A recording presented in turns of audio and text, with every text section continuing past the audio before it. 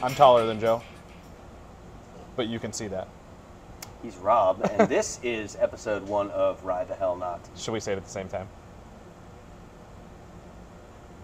No, I'm good with it. Okay. We're going to work that right in. No edits. All right, so we're going to go back and do a quick historic...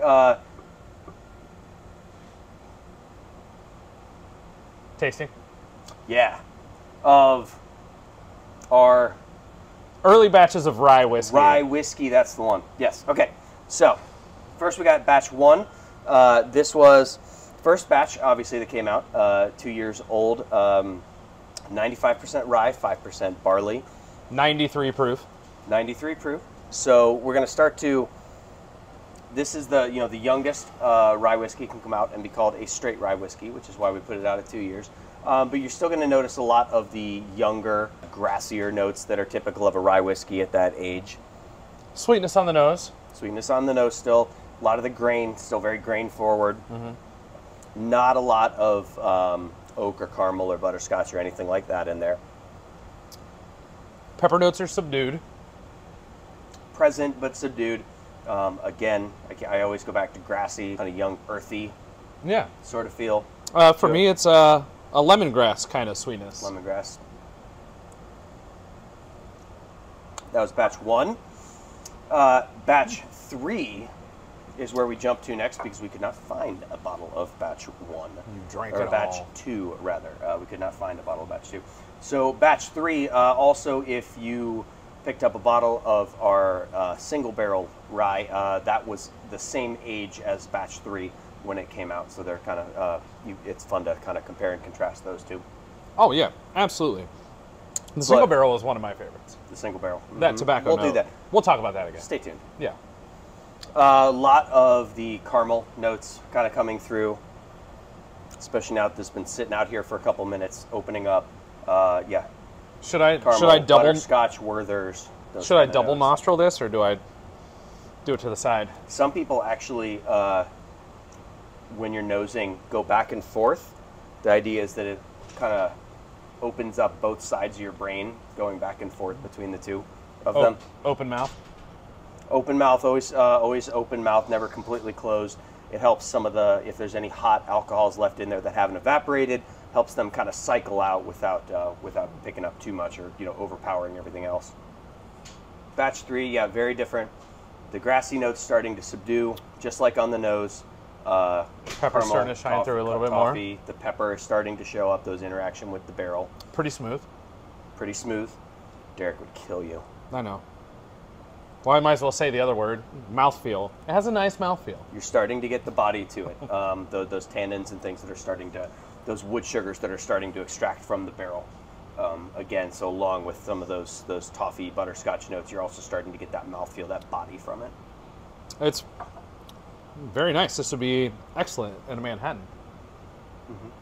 This is really where you start to cross that line in particular between being, batch 1, primarily used for cocktails, not necessarily what you want to sit down and sip, or not what you kind of would associate with a sipping rye. Batch 3 is where we start to kind of cross that border. Maybe it was batch 2. The world will never know. We have no idea. Somebody knows. No, don't If you have remember. batch 2, reach out to us. Let us know. Let us know what you think. But this is definitely something I could sip neat over or a large cube. Absolutely, yeah. Yeah. Starts to stand out on its own. And then batch 4, so this is where we start to get toward 3, almost 4 years in the barrel. Really start to pick up those wood notes. The oak is very predominant.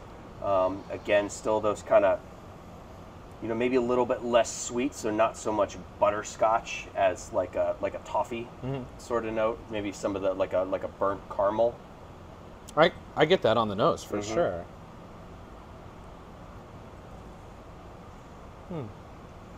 And on the palate, this is really where those kind of young notes start to disappear, and you really start to pick up, or rather, it starts to turn into like more of a sipping whiskey.